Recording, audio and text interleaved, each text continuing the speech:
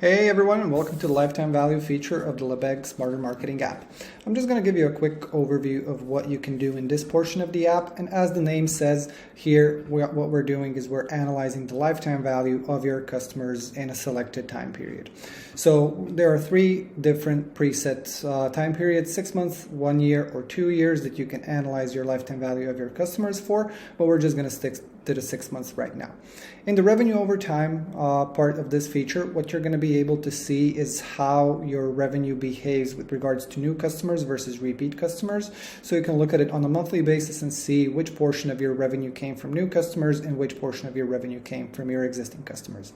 If you scroll down just a bit, what you're going to see is your initial AOV, your expected cohort size, your expected LTV, and expected revenue for the current cohort compared to the 6 months, 1 year, or 2 year average, depending on which period you have selected in your app. And what you can see is that our current most recent cohort is performing better than the average in the last 6 months, which is good to see. So blue is always going to indicate a positive change, and we're expecting a 121% rise in expected revenue compared to the previous 6 months for our current users. If you scroll down a bit more, you're going to see these user cohorts, and this graph is going to let you compare your revenue, your orders, per customer in total or in percentage when you're looking at it on a cohort basis. So cohorts are going to be divided on a monthly basis, and you are going to be able to see how much revenue each cohort has brought in, either in total or per customer. And what you can also do is, if you put it in total revenue and if you turn on predictions, you're going to be able to see future incoming revenue that we're projecting for a given cohort.